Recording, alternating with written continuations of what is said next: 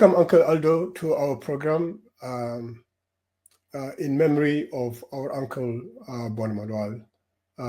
You are welcome this afternoon. How are you? I'm okay. Thank you. We are obviously remembering the passing of our great uncle, a great personality in the history of South Sudan. Um, you obviously knew Uncle Bona very well. Where and when was Uncle Bona born? We know we might not have the exact date of birth, but do you recall where he was born and around what time? Well, accordingly, Bona was born 1932.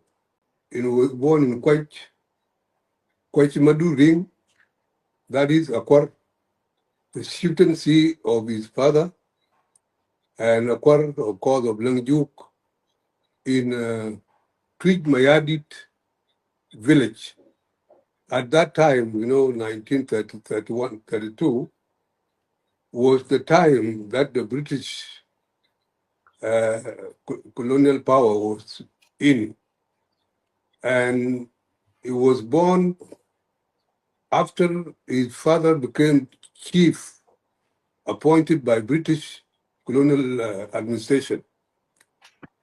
And Bona, of course, that time, the Dinka and other tribes in South Sudan were not in favor of what is called education or a mission school. People were not ready to take children to schools, but it was one of the first groups that were actually brought in by orders of British administration to a first school, that the first row, whatever, behind other group like a group of your father, Clement Uboro, and others. Bona immediately was after them. And that is where Bona got the first hint of education and advanced from elementary school up to secondary school. And from there, he was actually employed as a clerk. And the first district where he worked was a wool district before he could be transferred to Khartoum. That is the stage one. Stage two, he actually rose from his department very quickly and very fast, by the way. And Bona was a growing intellectual and very influential in a will as a clerk in the hospital of a will, the first hospital. And he spent a short time from there and was by then transferred to Khartoum. That time, those employed in the administration, side like information, and also in the administration, police, and all that, they used to transfer them to the north. They did not work a lot in South Sudan. And Bona got benefit doing courses in his own area, and he rose very high in his work in Khartoum, getting further education and all that while he was based in Khartoum. And Bona rose as a very influential person in Khartoum. And he led the Torit uprising of Torit in 1955. Bona was already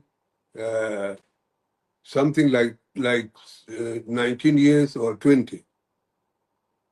And he actually led the crisis and got start to be oriented in the case of South Sudan.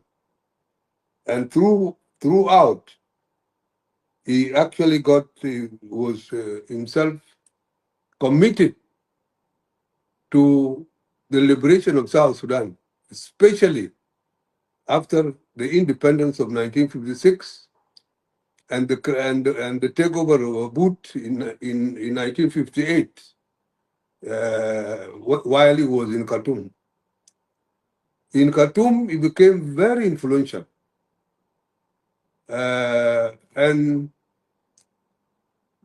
after the South Sudanese parliamentarian walked out from the parliament in 1958, and Madut took over, Bona got into the cells of the struggle underground, which was actually underground by Southern Front, Bona, Abel Alier, and the rest administrators like Lemon Boro, your father, and everybody. They worked very hard, and these people actually were liked by people of Northern Sudan because they were the best administrators, were not corrupt, very clean, and very just, especially those who were in the police, the administration, and the courts, like Abel Alier.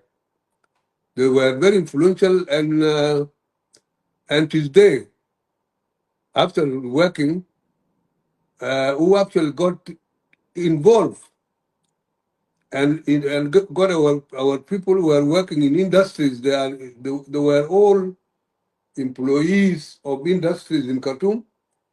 They influenced them and mobilized them. Thank you very much for that, Uncle Aldo.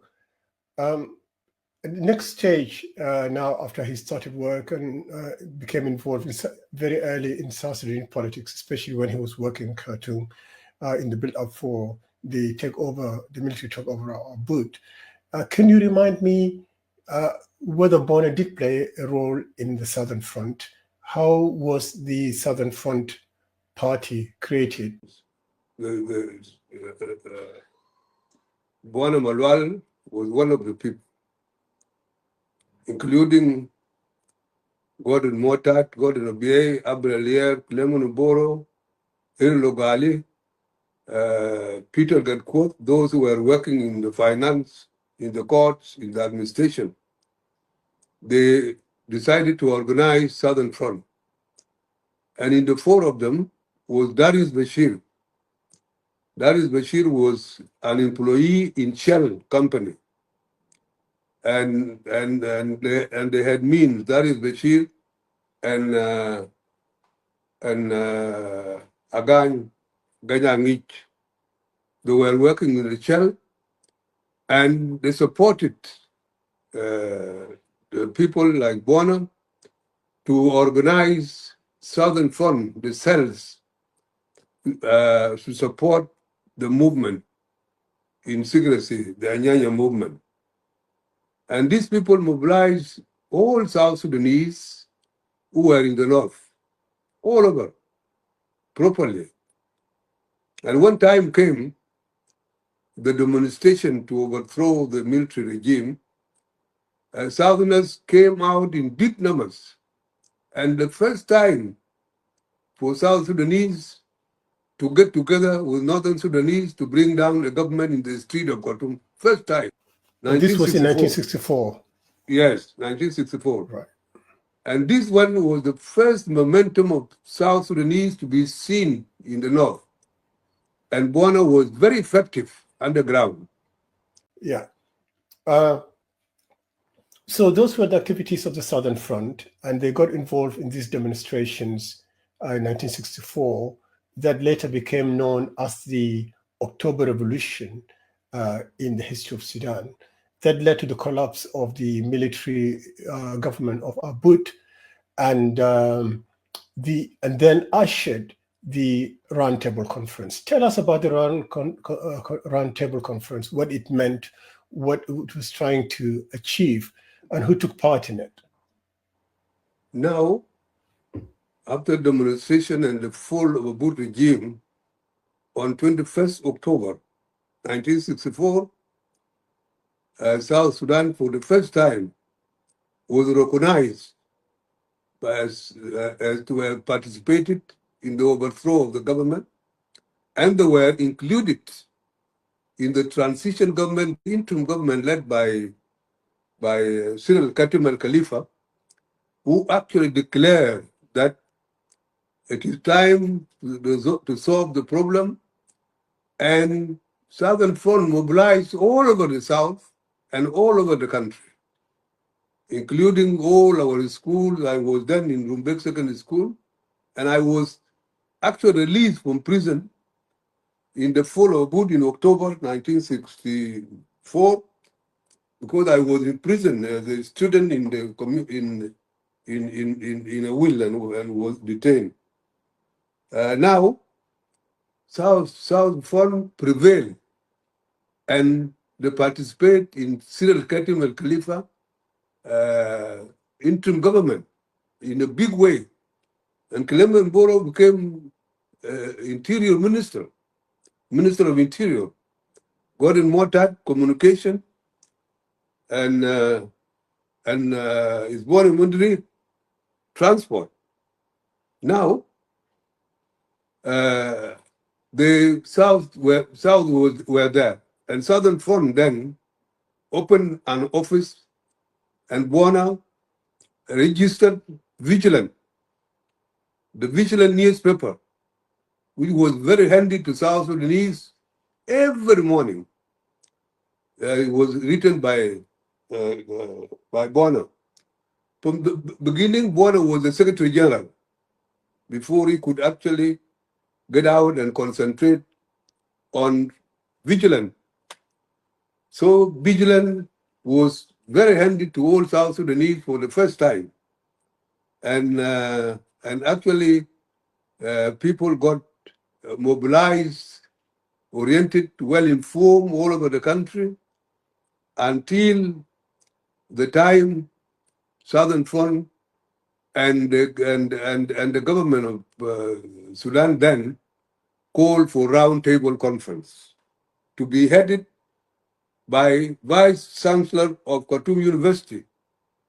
Now, this conference called for all South Sudanese and Sanu outside to attend the conference. By then, William Deng was already in the country, and William Deng declared that he was not going to go back to the bush since there is democracy. Southern Front resisted. Southern Front said the time is not up. And we have first of all to see what is the agreement about. But William resisted. Nevertheless, Southern Front continued, and they actually participated in the Roundtable Conference on the 3rd of March, 1965. That one was the turning point for the problem, what they call problem of Southern Sudan for the first time in our history. They never recognized anything. So the confrontation in the Roundtable Conference was completely a confrontation between the parties, northern parties, and Southern Sudan parties. And there were no parties. It was Southern Front representing SANU, and actually after that, William Deng came alone as a party. And Unity Party of Santino Deng also was being enforced by the North, which was not a problem for South Sudanese. But what was interesting was that the presentation of papers, Southern Front and SANU outside Agri Jardin attended, and they had a very strong paper advocating the right of self-determination, not the word secession or separation, influence of Southern Front, the word self-determination, which was actually the advocacy of vigilance, which was written by Bona Malual. You can imagine, 1964, Bona had was running the vigilance, and the advocacy was self-determination to be done on the basis of referendum. This was the turning point, and the turning point was Southern Front. The outcome of the Roundtable Conference was very difficult. The Islamic Front, the Umma Party, the NUP, and even the Communist Party were not for federation at all. They rejected federation completely. And they came in with something called self-government, regional government. See, so Southern Front and SANU managed to get together, and they formed something called 12-man committee. The 12-man committee was SANU, William Deng, and Southern Front, and they cooperated in doing this. And the committee was formed for a conference to come back. The conference never came back, and eventually, after the committee came out with the recommendation, self-government for South Sudan, the northern parties decided to go for elections, and Southern Front rejected elections. See, that time it was Louis Jadwok who was in the Supreme Council, and the Supreme Council decided to take the country to elections. The SANU and Southern Front rejected, especially Southern Front, rejected the election in Southern Sudan. And that elections was imposed, and the North came up with impartial parliament that excluded South Sudan, and they made election and came into parliament in 1965. In July 1965, they came to their parliament, and they forged something like that looked like elections in Equatoria by somebody called Ali Baldo. And they got 21 seats and opposed. See? And the court decided that these people are right. And there was no election in South Sudan, and they did that. So these events led to the election of Mohammed Ahmed al-Mahjoub, right? And who then declared some very extreme policies to be brought upon South Sudan, including some very notorious, well-known massacres that took place in all of the major cities, Malakal, Juba, and Wau, including the famous massacre in Wau where more than 70 people were killed overnight. Vigilance also played a big role in making the case known, in making the event known in Sudan. Could you talk a bit about that? Now you are right. You are right there. After partial elections of the North, excluding South Sudan, they convened the parliament in 1965, in July 1965, and declared war on the South, saying that the Anyanya or sympathizers or supporters of Anyanya must be dealt with. The announcement was by Ahmed al-Mahdi, Minister of Interior. And that actually amounted to the killing in Wow, the genocide in Wow, Juba, and only Malakal that was safe because the governor of Malakal then was a man of Oma party on the Sadiq side and decided not to stop the army, not to do it in Malakal. But the massacre happened in Wow and in Juba, you know, and that one was a decision of the parliament and Mamulan Majub, Asari, and Imam Al-Hadi. You see, that was the thing. And severely, the starting of the war began from that area. Now, that was the parliament, and that was the declaration by Mamulan Majub, and Bona was still writing. It was the first time for us to learn the word genocide. That was Bona. Genocide, we never knew the word genocide. It was from vigilant. And Bona continued fighting with the vigilant. And that was, again, a return to war and hunting down students, hunting down everybody in South Sudan, killing, not arresting them to prison. It was a really bad government. But Bona never stopped the vigilance. Later on, born here, after those events, leaves for the United States, right, for further studies. You can tell us a bit of that.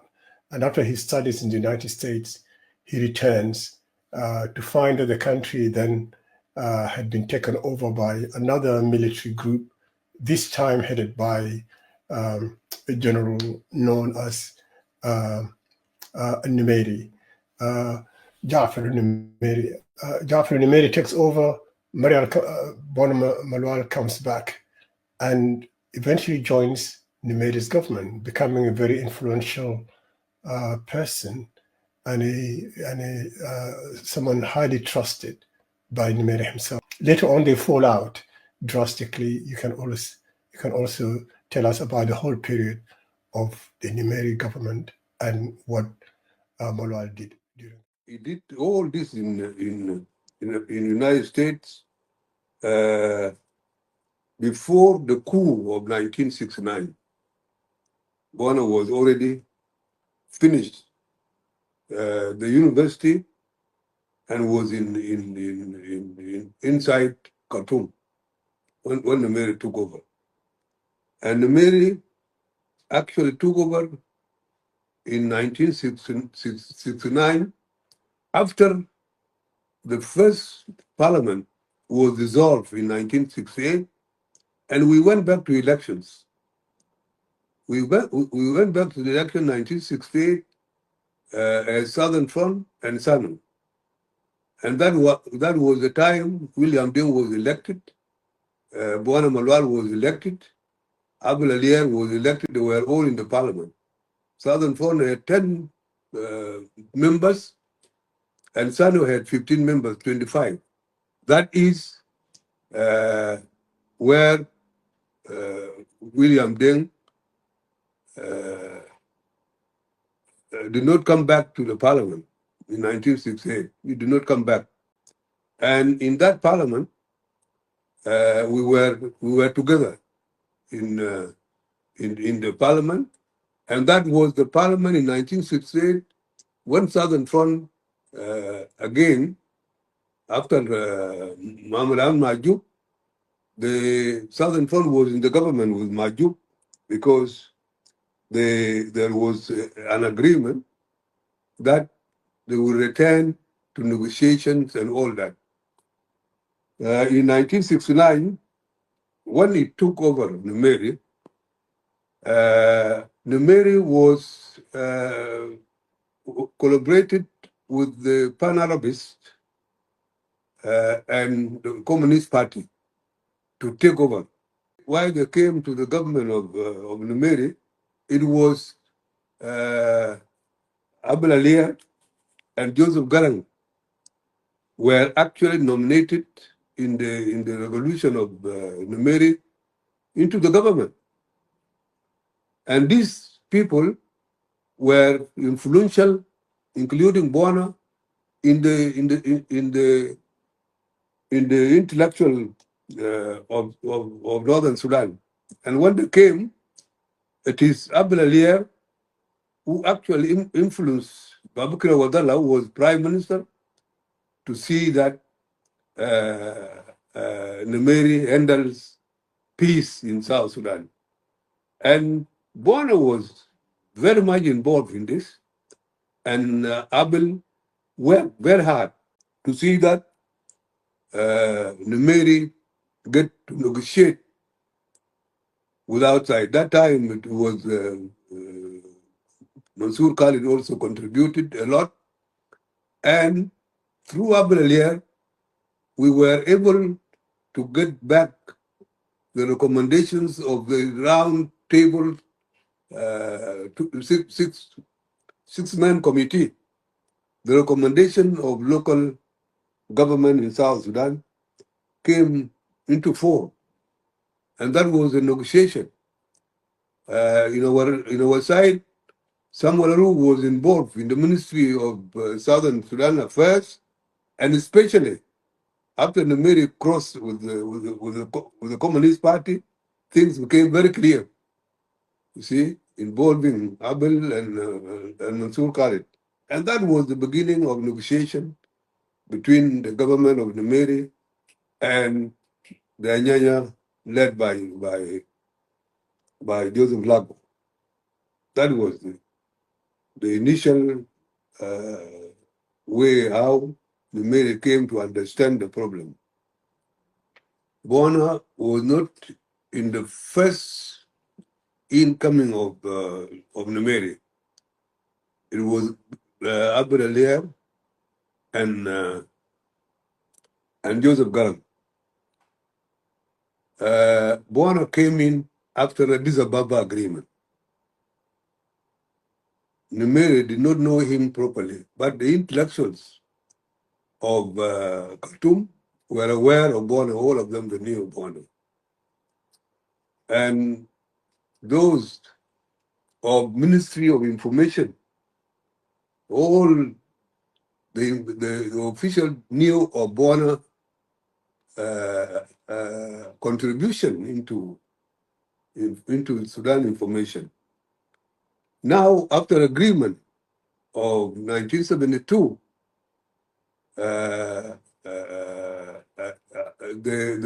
government of South Sudan was established, and Bona now came to the government as a minister.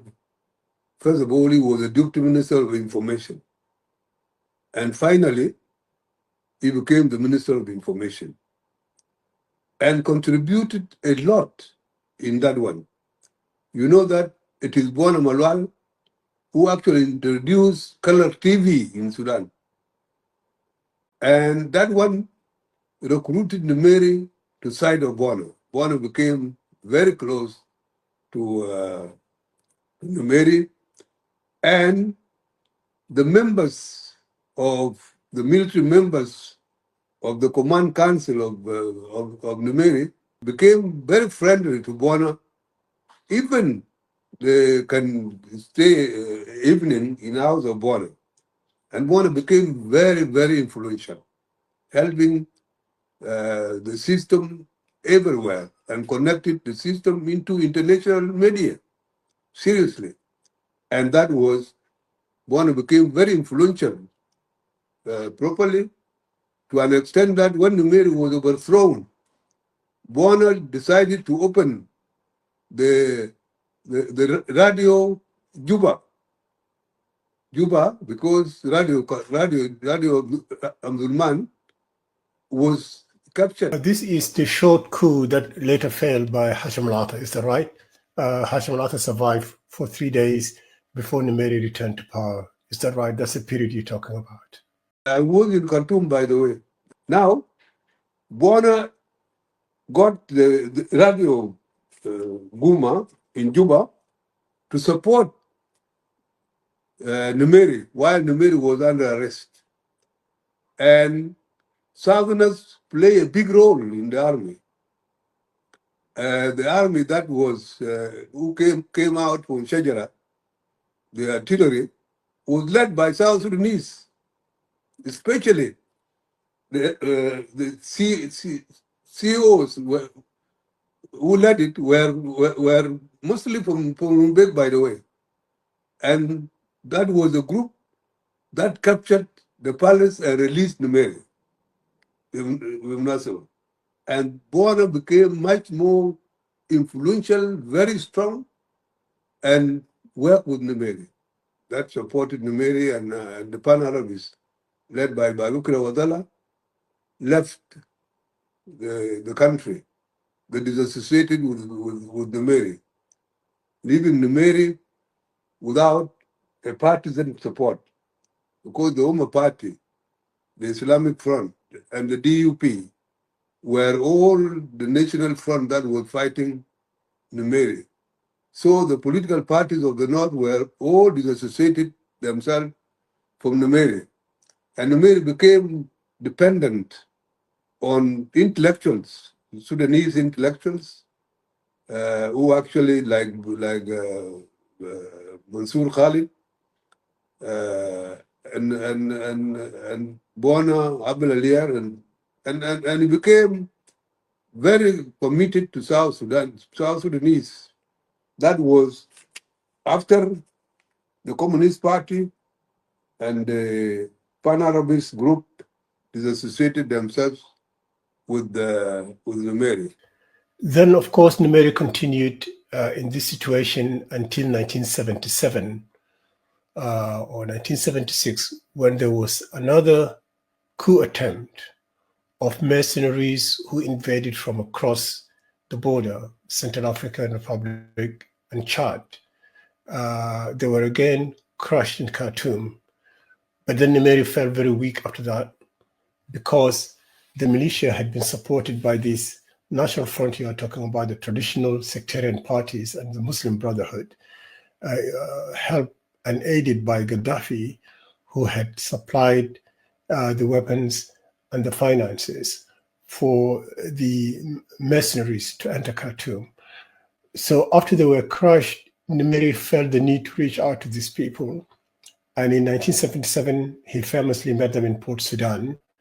And that led to many, many changes afterwards that then led later on to the collapse of the Addis Ababa Agreement as Numeri turned against the South. I want you to talk about that and also how Bona, where Bona was at this time.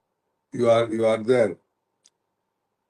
After this National Front parties fighting Numeri, and Numeri was continuing, and Mutazaka, they call it Mutazaka, was trained in Libya and really led by Umar Party and other parties. And they actually came to Khartoum. And you know, again, South Sudanese, including Bona, Malual, Abdul Aliyar, were instrumental. And South Sudanese actually were the one who fought this one properly, because the Northern Army was ambivalent. It was not really committed to support Numeri in the way they should. And that one was defeated. That Mutazaka was defeated, and Numeri returned, and still continue with the support of the South. And after that one came the dialogue. He planned a dialogue with the National Front, the one that actually brought the the Mutazaka. In Port Sudan, they went in to negotiate with them in one of the of the boat, and they came out with the agreement. That agreement included the agreement for Numeri to dismantle the agreement of South Sudan. That was the one that actually came to be a problem. Nevertheless, they came in, Numeri immediately did not cancel, and Bona still was effective while they were present. The time came, see, we actually continue with them, and Turabi and the rest were included in the government, while the self-government in South Sudan still continue until we held our own elections in which Lago came in. Bona was still, and after that, Bona Abdul brought Bona to Juba as a minister of industry at the time as Turabi came. In that case, those one got Numeri into Islamic area to turn the country into Islam due to the coming of these people, and that was the time he came in to cut the hands of people, legs, who are thieves, and to the time that he threw all the bottles of wine and whiskey and all that into the river Nile, and saying that nothing at all, Marisa Aram. And Abdul decided to take Bona to Juba. And after that, they managed and they wanted to set up 9 states. And they decided that 9 states should actually include 3 southern states. That was the time we still continue, and we made elections in 1978 to continue with the government. And then in 1983, the implementation of this thing came, and Bona and others decided and rejected it officially in writing. That was the time Bona and the rest of South Sudanese, including Hillary and everybody, was taken to prison in Khartoum. What was Bona and the South Sudanese opposing from Numeri? To me, I'm thinking about into 3 regions, and also the implementation of what later became the September laws, which is the Islamic laws on Sudan. Previously, obviously, Sudan was a secular state run under common law and traditional laws, including if you're a Muslim, for example, Sharia would apply to you. But after the imposition of Islamic law by Numeri, it became Sharia became the first initial reference of the national law. Is that correct? Are these the things that Bona Malual and his colleagues were opposed to in 1983, now that Numeri had changed course? This is correct. The September laws, Numeri enacted September law, turning the country into Islamic State. Bona and leadership of South Sudan, which were still, was Southern Front and SANU, were all arrested They included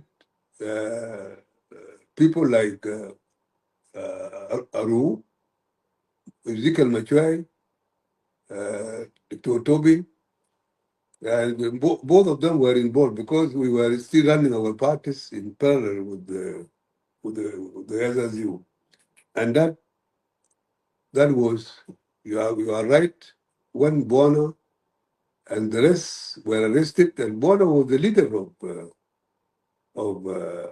the group, all the group, against Islamic uh, September laws, turning the country into Islam, and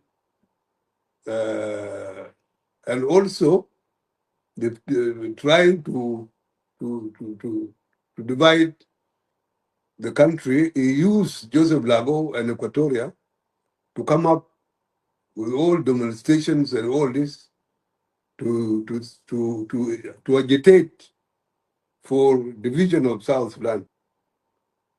And Joseph Tumbra was elected, and Joseph Tumbra got involved, and the whole thing. Abel Liang was not there. It was Joseph Lago was vice president, and Joseph Tumbra was the president of High Executive Council. And so South Sudan was divided, and Bona was in prison together with the rest of the people. Yes, later on, Bona is released from prison and he leaves the country, comes to the UK to stay in exile and in opposition to the Sudanese government, the Nimeri government, for a long period now, for many, many years, later to be joined by many people, including yourself and my father, Gordon Mortard, who already was in the UK in exile for a long time. Now you all are reunited in London as a strong community. Tell us about that time, your work with Juba, with Bona Malual in the UK, and how you now started to collaborate and assist now the new and the powerful resistance that arose in the South in a position of Nimeri, and to revive the original aspirations of the people of South Sudan. The movement now that later became known, or who that was known at its initiation as the SPLM, SPLA, led by John Garang. How you guys, how you all collaborated with him, the role of Malual, and later on, the launching of the Sudan Democratic Gazette, now the masterpiece of the SPLM. You could think of if the Vigilant was the masterpiece of the Anyanya movement in the 60s and the early 70s.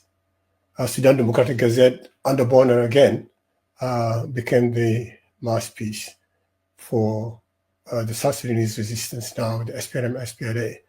Tell us about that period, how you worked together in London, and the role of Bona Malual, and tell us about Sudan Democratic Gazette, and then how that period ended and his return to Khartoum again.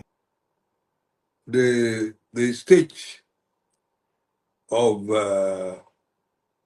time Nimeri was overthrown in 1985. And Soledad came in, going back to democracy and so on. Now, the time of Soledad had 2 years, Samuel Aru was the deputy prime minister, and Bona came up and registered another newspaper, the Sudan Time. Bona registered Sudan Time. And election went on. During elections, Bona that time did not go again for election when the South was divided. He did not go to elections. And that is the time Sadiq al-Mahdi came back as a minister, as a prime minister. And Bona was running the Sudan Times in Khartoum. And from there, that was the time again in 1989, where Bashir came in. When Bashir came in, that was the time Bona decided to come to. Before that, Bona was in Oxford. Before that, he was in Oxford before the coming of Bashir, who was actually in Oxford, and later on became to run Democratic Gazette. And was the time Democratic Gazette started effectively after the Boer uprising in 1983. 1983, Bona actually took this support by running Democratic Gazette in London. And Democratic Gazette was distributed monthly to every to every country, to every leader of every country by Bona. See, all through everybody was getting Democratic Gazette, advocating it. And that was the time again, the time I came in, and Bona was already here with Uncle Gordon. I came in 1993 to London because after coming of these people of Yagmacha to Khartoum, I was the deputy speaker while Bona was here in London. I was the deputy speaker, and I left that one because of the coming of Yagmacha and his involvement in with the system, involvement to fight the SPLM. And he came when I was the deputy speaker of parliament, and I knew how he came out of Ethiopia to Nasser. And the people who actually went to him by boat. And the negotiation actually took place in the Sobat River. The people who went to him by boat, are these delegates of the Sudanese government sent to Machar while Machar was still with Garang? And they included a son of South Sudan, Amr Radi. And I had a full information about how the negotiation went on and how the agreement was supposed to be signed in Khartoum, and how it was actually in Young Machar was made to make a declaration of having overthrown John Garang on the ground of self-determination and all that. I was aware of this. I will tell you one time. Now, that was what sent me out of Khartoum. I defected as a deputy speaker and came to London. When I came, that is where I joined the committee of Uncle Gordon, in which Uncle Gordon said we have to bring elders of South Sudanese in London. And General Lago was a part of us. He did not contribute very much, but he was always sitting with us. And we brought Ayandit also, and others. There were about 3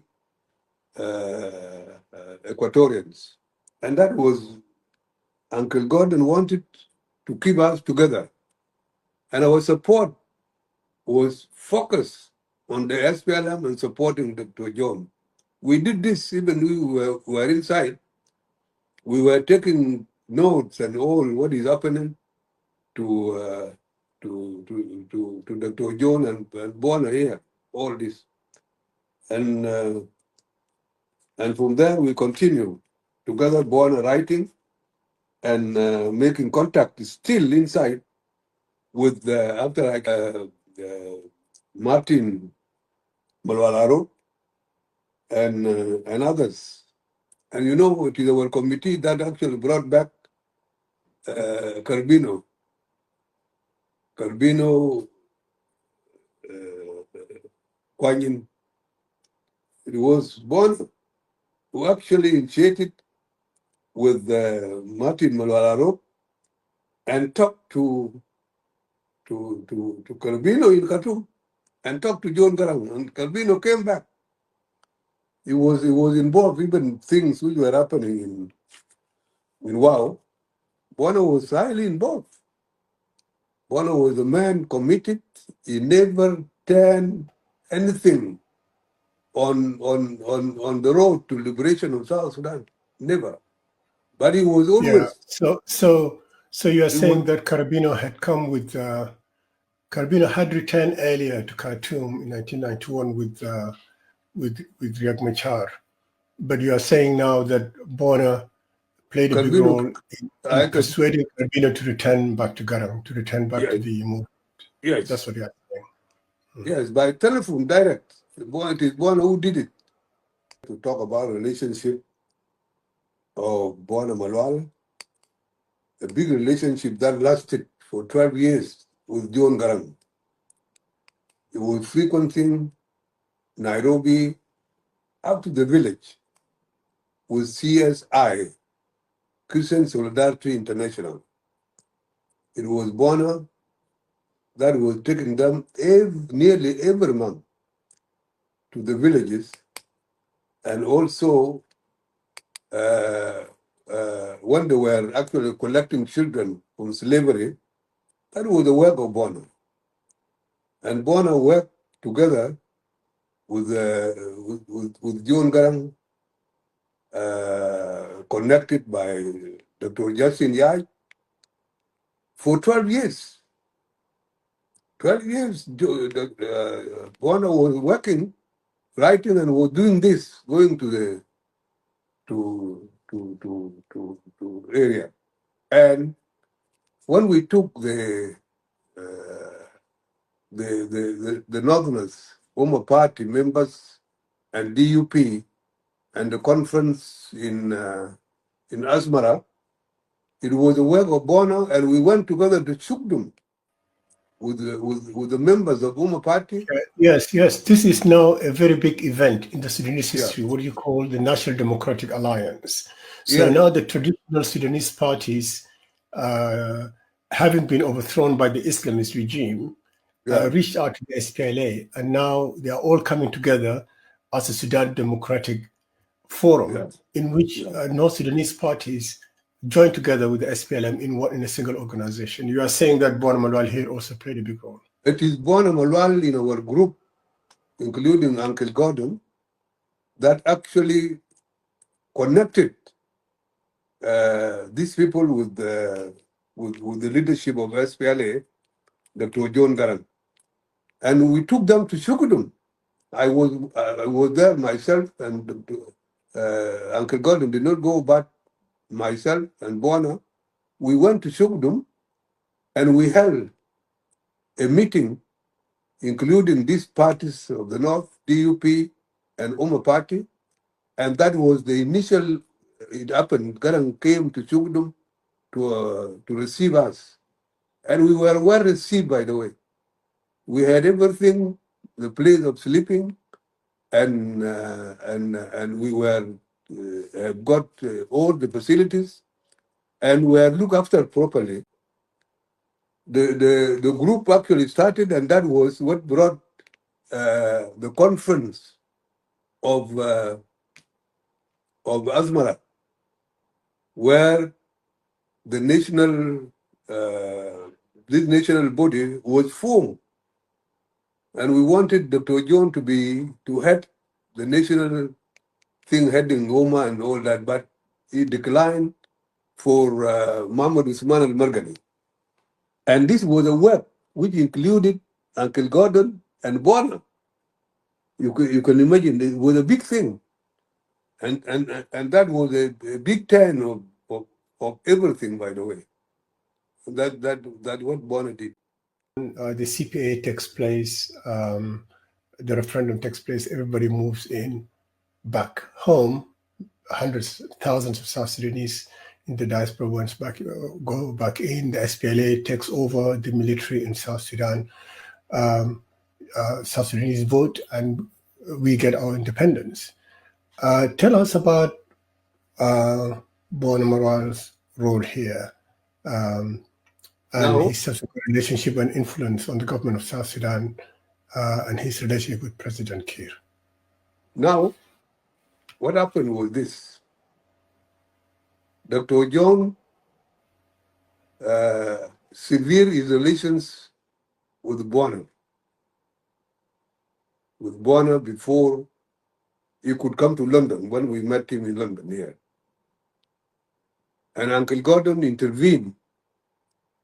And in London, we tried to reconcile Bona with Dr. John.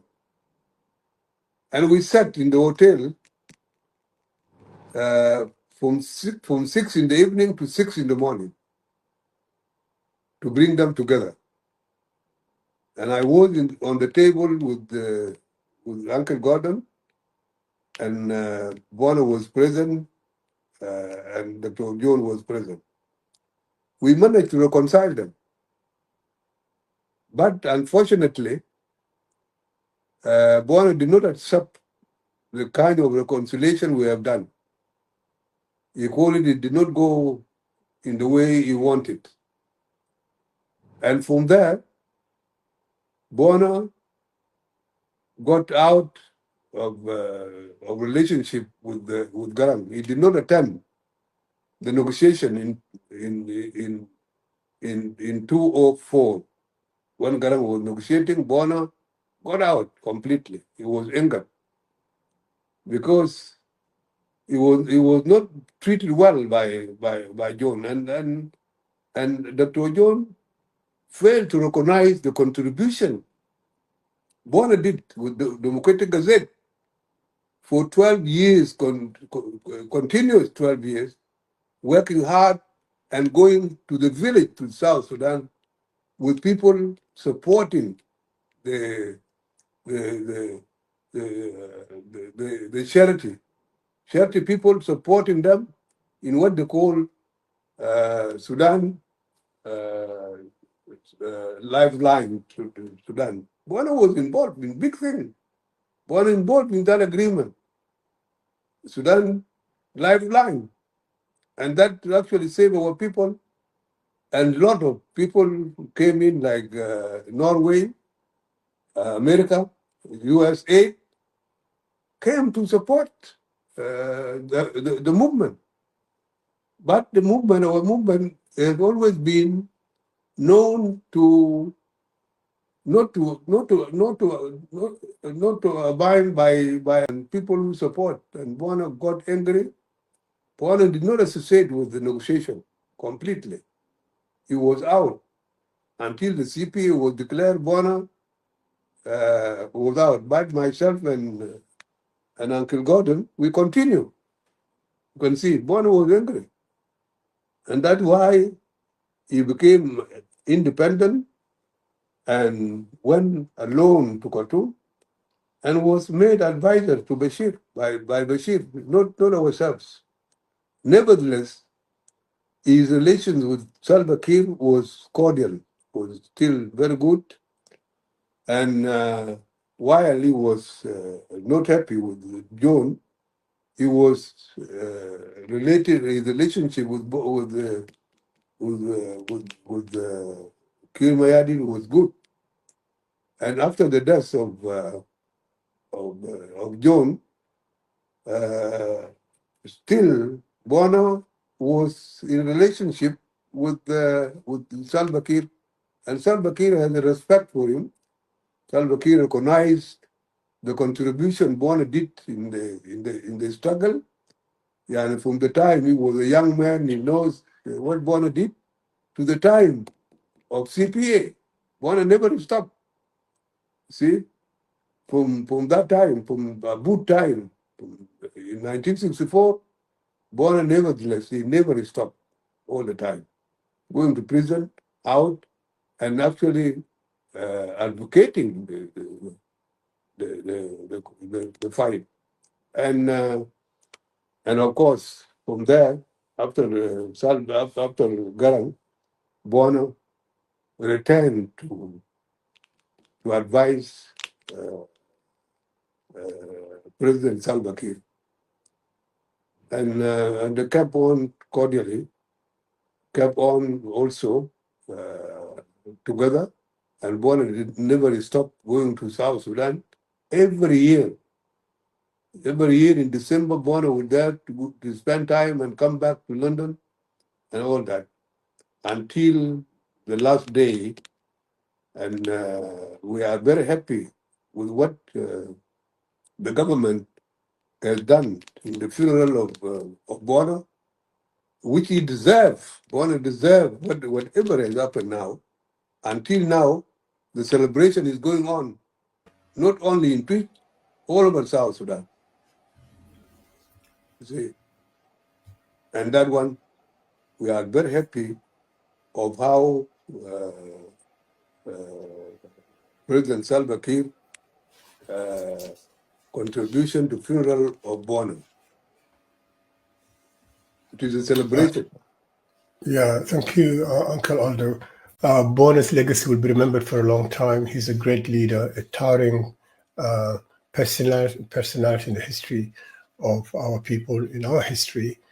Do you think, though, that we have lost a chance? Do you think that Bona, under different circumstances, and if history had turned in a different direction, do you think Bona is a leader, is someone that could have led South Sudan? And do you think that we lost that chance, that Bona never became the leader of South Sudan? Bona actually missed leadership, the one of our executive council, especially when Lago contested. That one, many people expected to get Bona or Peter Garkot. Unfortunately, Southern Front continue with Abel Alier. At the same time, when this James Tumbura came, people expected Bona to be the one, because Bona would have fought a lot, would have fought seriously, and people expected. That was not only a miss, that was a mistake of Southern Front, not to bring Bona to the fore, especially when they were contesting with Lago or Tumbura. It was something Abel Liang would have the one to decline and get Bona, but Abel never thought about this. The division of South Sudan would have not occurred, by the way. He's a fighter. And also influential, he would have influenced even people who were working with Numeri. Bona would have done it. Yeah. Yeah, that was a lost opportunity. We respect him. All of us, from Sano or Southern Front, we respect Bona. And Bona was popular all over Barakazal, by the way, because Bona was related to all the chieftaincies in our area. Awil, Rumbek, Uron, and Gorial, even across to Bor, by the way. He would always have visit and call on people responsible to talk to them. He was, and this man was special. He does. When I came here, Bona reached me to advise me that don't stay. You get and seek treatment. See? Yes. Yes. Yes. And he actually is the one who got me out He's of got a it. caring side. He's a caring man as well as being a great Yeah. leader. Brilliant. And we lost him. We never expected that. That was the time. This was the time of Bona to go. We know people die, but we did not expect because he was walking strongly and stronger than all his age mate completely. It's true. It's true. See? Any final words? Any final words, Uncle Aldo? My final word to Bona is this. Bona has actually had a place now for his family. He's recognized as a leader and a very clean leader who fought for the country. And particularly in his area, of Twitch area, the whole of Barigzal, Yani Bona has a good name. A name in which I have to tell to his family that this they should follow. One of them must appear, you see, because he has brought his children in a correct way. They are really really cultured, and they have never crossed with anybody, these children, Bona. And it goes back to his family. What I'm saying is that the legacy of Bona, the family legacy, and the public legacy, and the legacy of our liberation should not be forgotten. It has for our country to register it, and Bona has to be placed among the leaders who started war in Anyanya, who are Anyanya too, SPLM, SPLA, and to the time Bona has died. This recognition must be straightforward and just to all our leaders that have passed away. Thank you. Thank you, Uncle Aldo. Thank you so much for giving us the time. And hopefully we'll have you again. Thank you very much. Thank you very much, Owen.